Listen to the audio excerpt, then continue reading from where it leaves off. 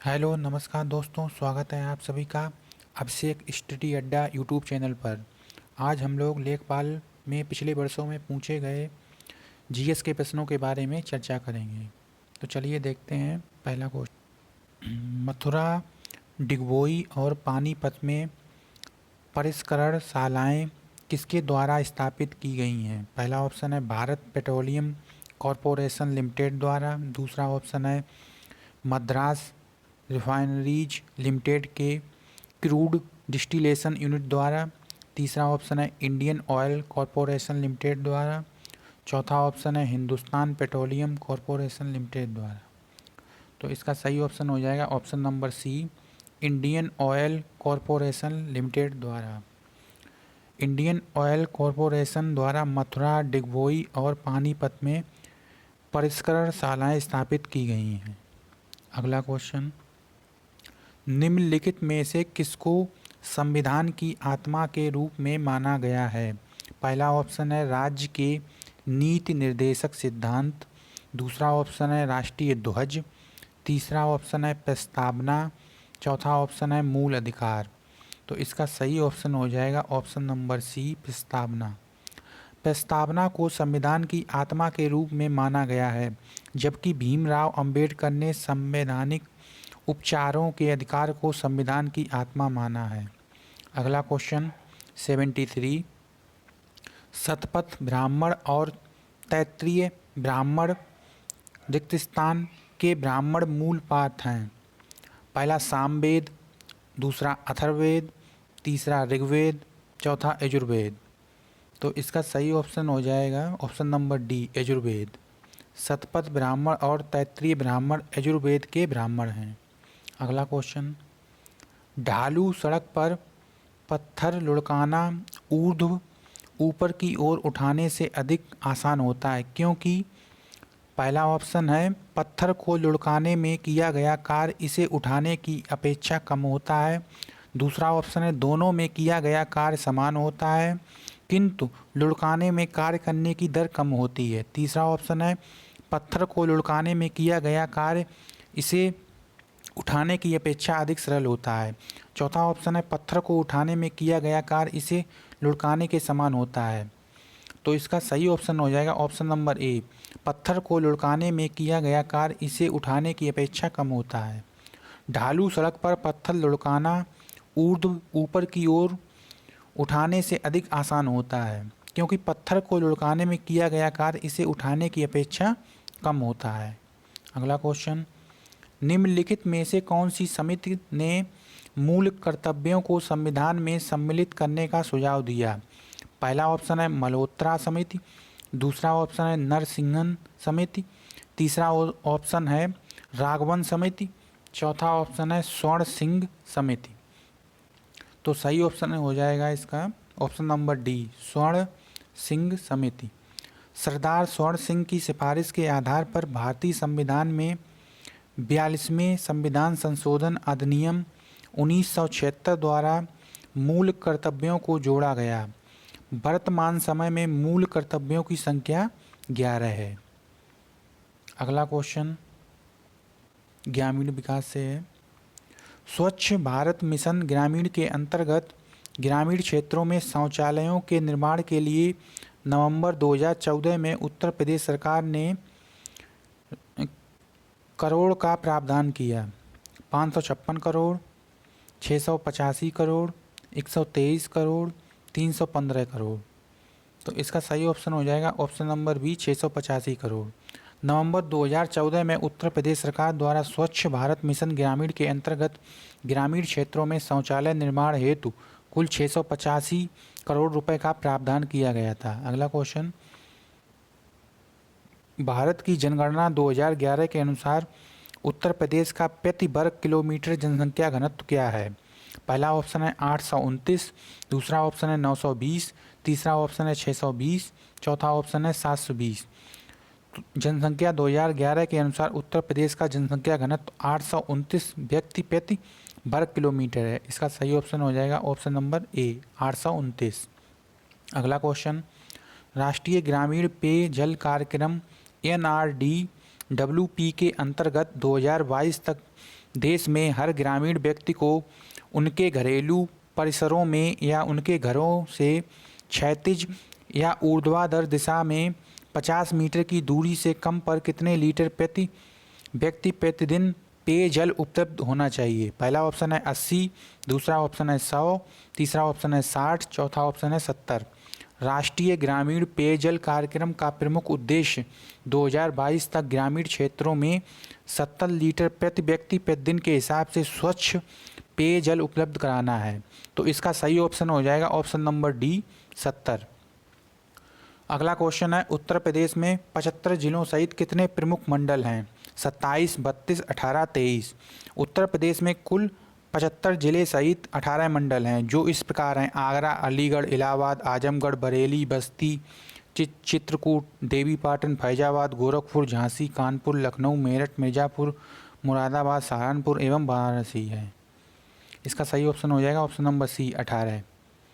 अगला क्वेश्चन है, सामाजिक वानिकी कार्यक्रम का उद्देश्य निम्नलिखित सभी क्षेत्रों में बड़े पैमाने पर वृक्षारोपण है, सिवाय फसल के लिए अनुपयुक्त सार्वजनिक भूमि पर। दूसरा ऑप्शन है नगरीय औद्योगिक संपदाओं में। तीसरा ऑप्शन है सड़कों एवं रेल पटरियों के साथ साथ। चौथा ऑप्शन है निम्नीकृत वन आरक्षित क्षेत्रों में। तो सामाजिक वानिकी कार्यक्रम का प्रमुख उद्देश्य फसल के लिए अनुपयुक्त सार्वजनिक भूमि पर, सड़कों एवं रेल पटरियों के साथ साथ एवं निम्नीकृत वन आरक्षित क्षेत्रों में वृक्षारोपण करना है। तो इसका सही ऑप्शन हो जाएगा ऑप्शन नंबर बी नगरीय औद्योगिक संपदाओं में। अगला क्वेश्चन है, उत्तर प्रदेश में किस वर्ष में MGNREGA मनरेगा प्रारंभ किया गया? 2007, 2008, 2005, 2006। इसका सही ऑप्शन हो जाएगा 2006।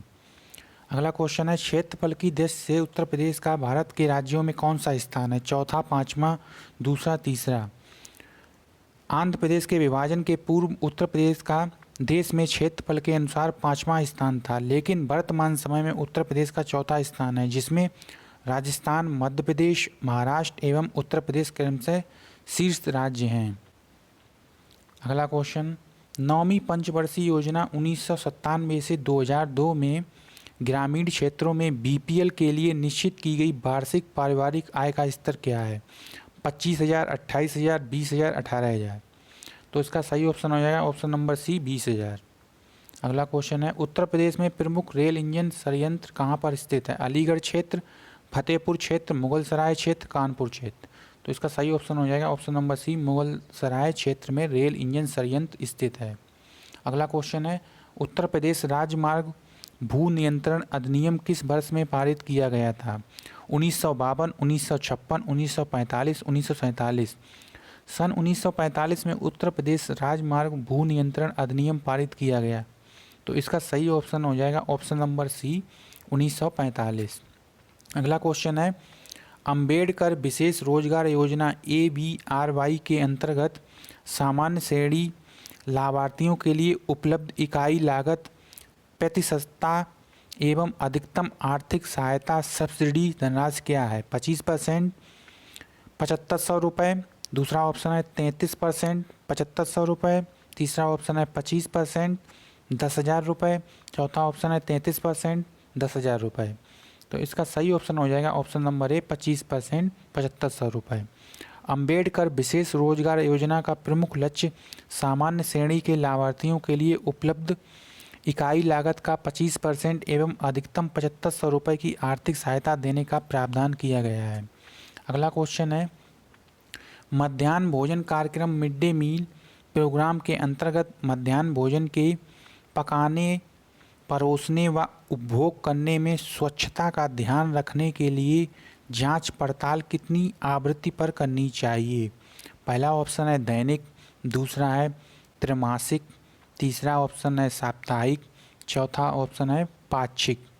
तो मध्याह्न भोजन कार्यक्रम की शुरुआत 15 अगस्त 1995 को भारत सरकार एवं राज्य सरकार के समवेत प्रयासों से की गई। इस योजना के अंतर्गत बच्चों को दैनिक आधार पर भोजन की गुणवत्ता हेतु जांच पड़ताल करनी चाहिए। तो इसका सही ऑप्शन हो जाएगा ऑप्शन नंबर ए दैनिक आधार पर। अगला क्वेश्चन है, एक ग्राम पंचायत में महिलाओं के लिए कितने प्रतिशत पद आरक्षित होने चाहिए? 33%, 50%, 10%, 20%। 73वें संवैधानिक संशोधन अधिनियम 1992 द्वारा पंचायतों में महिलाओं हेतु 33% सीटों का आरक्षण किया गया है। तो इसका सही ऑप्शन हो जाएगा ऑप्शन नंबर ए, 33%। अगला क्वेश्चन है, उत्तर प्रदेश राज्य के वित्तीय स्वास्थ्य की देखरेख तथा सरकारी लेन देनों में पारदर्शिता लाने के लिए कौन सी वेबसाइट तैयार की गई है?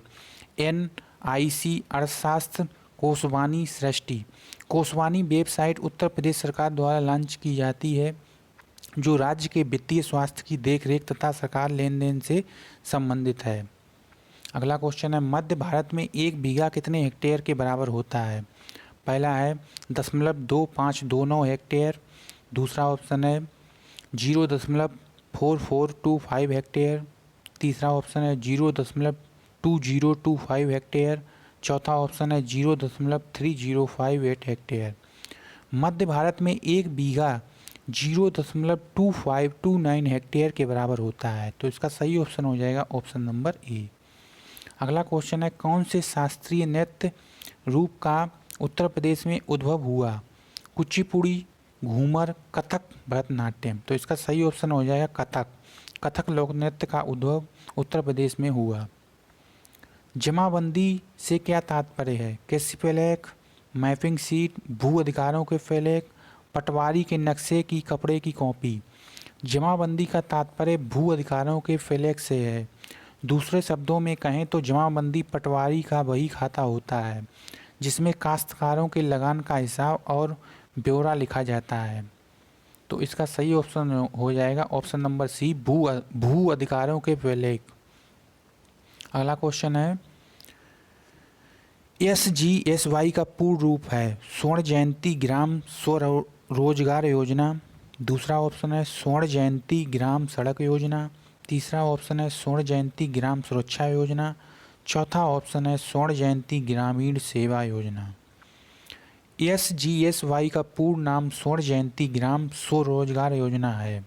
इसका मतलब है कि स्वर्ण जयंती ग्राम स्वरोजगार योजना ग्रामीण गरीबों को रोजगार के अवसर उपलब्ध कराने के उद्देश्य से 1 अप्रैल 1999 को ये योजना केंद्र सरकार द्वारा प्रारंभ की गई। इसका सही ऑप्शन हो जाएगा ऑप्शन नंबर ए, स्वर्ण जयंती ग्राम स्वरोजगार योजना। अगला क्वेश्चन है, किस मंडल को विश्व के उत्कृष्ट कालीन उद्योगों का केंद्र माना जाता है? अलीगढ़, आजमगढ़, मिर्ज़ापुर, देवीपतन। तो इसका सही ऑप्शन हो जाएगा मिर्ज़ापुर। उत्तर प्रदेश का मिर्ज़ापुर मंडल विश्व के उत्कृष्ट कालीन उद्योगों के लिए जाना जाता है। भारत में कालीन बनाने का ज़्यादातर काम पूर्वी उत्तर प्रदेश, राजस्थान एवं जम्मू कश्मीर में होता है। बनारस, मिर्ज़ापुर, सोनभद्र के दूर दराज गाँवों में कालीन उद्योगों का बृहद विकास हुआ है। अगला क्वेश्चन, उत्तर प्रदेश में लिंगानुपात वर्ष 2011 में 898 से वर्ष 2011 में कितने तक पहुंचा है? 925, 930, 912, 922। तो इसका सही ऑप्शन हो जाएगा 912, ऑप्शन नंबर सी। अगला क्वेश्चन, उत्तर प्रदेश में किस प्रकार की मिलें सबसे अधिक संख्या में? चावल, इस्पात, बेलनी, कपड़ा, चीनी। तो उत्तर प्रदेश में चीनी मिलें सर्वाधिक हैं। अगला क्वेश्चन, BPL सूचियों में छूटे हुए BPL परिवारों को लाभ पहुंचाने के लिए कौन सी योजना प्रारंभ की गई? समाजवादी पेंशन स्कीम, मुख्यमंत्री महामाया गरीब आर्थिक मदद योजना, समाजवादी आवास योजना, प्रधानमंत्री रोजगार योजना। तो इसका सही ऑप्शन हो जाएगा option number A, Samajwadi pension scheme. अगला क्वेश्चन, निम्नलिखित में से कौन सा एक उत्तर प्रदेश राज्य के अधीनस्थ न्यायिक सेवा के रूप में कार्य करता है? पहला ऑप्शन है चंदौली जिला न्यायालय। दूसरा ऑप्शन है पीलीभीत जिला न्यायालय। तीसरा ऑप्शन है बांदा जिला न्यायालय। चौथा ऑप्शन है इटावा जिला न्यायालय। तो इसका सही ऑप्शन हो जाएगा ऑप्शन नंबर डी, इटावा जिला न्यायालय। अगला क्वेश्चन है, ब्रिटिश शासन के दौरान उत्तर प्रदेश में भूमि पंजीकरण किस अधिकारी द्वारा किया जाता था? राज्यपाल, लिपिक, लेखपाल, काजी। तो इसका सही ऑप्शन हो जाएगा ऑप्शन नंबर सी, लेखपाल। अगला क्वेश्चन है, राज्यसभा में कितनी सीटें उत्तर प्रदेश से हैं? 62, 29, 40, 31। तो इसका सही ऑप्शन हो जाएगा ऑप्शन नंबर डी, 31। राज्यसभा में उत्तर प्रदेश के लिए कुल 31 सीटें निर्धारित हैं। राज्यसभा में सीटों का आवंटन राज्यों की जनसंख्या के अनुपात में किया गया है।